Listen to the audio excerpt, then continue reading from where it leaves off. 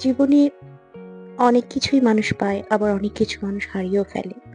হারানো জিনিসের ব্যথাগুলো আমাদের যতটা মনে থাকে, পাওয়া জিনিসের আনন্দ কিন্তু আমরা অতটা উপভোগ করি না।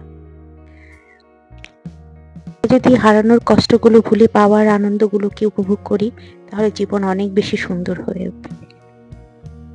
আসসালামু আলাইকুম।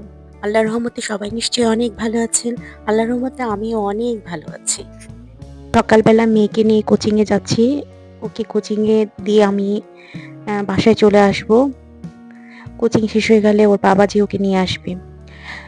তো আসার পথে এখানে কিছু ভাজা পোড়ার দোকান আছে আমাদের। তো ওখান থেকে কিছু খাবার নিয়ে নিলাম।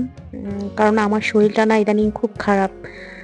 খারাপ বলতে ওই যে ঠান্ডা ভালো হওয়ার পর থেকে কিন্তু আমি একদমই সুস্থ হচ্ছি না। আমার সবসময় বিকেল বেলা থেকে মাথা ব্যথা শুরু হয় এবং প্রতিদিন নাপা না খাওয়া পর্যন্ত আমার এই ব্যথাটা কমছে না। এখন রোজ, রোজ এত পেইন কিলার খাওয়াটাও তো মনে হয় ঠিক না। কিন্তু কি করব বুঝতে পারছি না। এত মাথা ব্যথা করে, পুরো মাথা যন্ত্রণা করে। আমি এইজন্য বিকেলের জন্য একটু আগেই দুপুরবেলা বের হলাম, তাই একটু নাস্তাই নিয়ে আসলাম। আর আমার একটা পার্সেল এসছে, এটা অনেকদিন হয়ে গেছে, ৪-৫ দিন। কিন্তু আমি আম আপনাদের সামনে এটাকে খুলবো বলে আর নিজে ওপেন করিনি। তো ওটাকে আজকে দেখবো। আমি ২ টা চুড়ি আরকি ব্যাঙ্গলস অর্ডার দিয়েছিলাম অনলাইনে। ভাল লাগছিল পেজ দেখতে, দেখতে।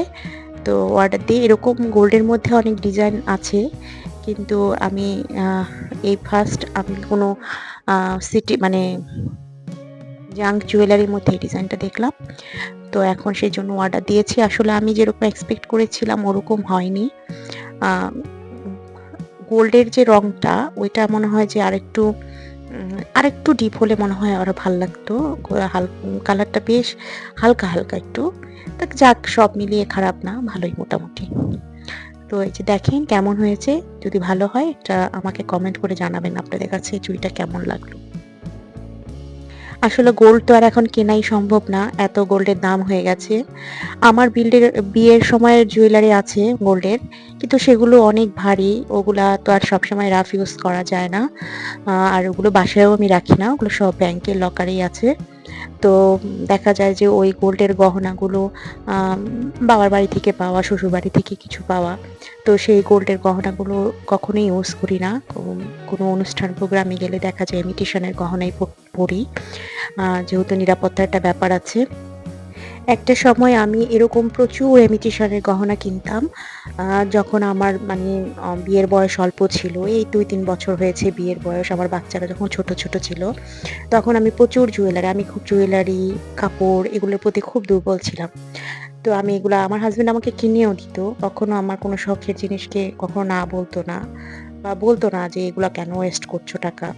তো কিনে দিত। তো আমার এগুলো অনেক আছে। আমি একসময় একটা ভিডিও করে আমার এইসব জুয়েলারির একটা ভিডিও আমি দিব।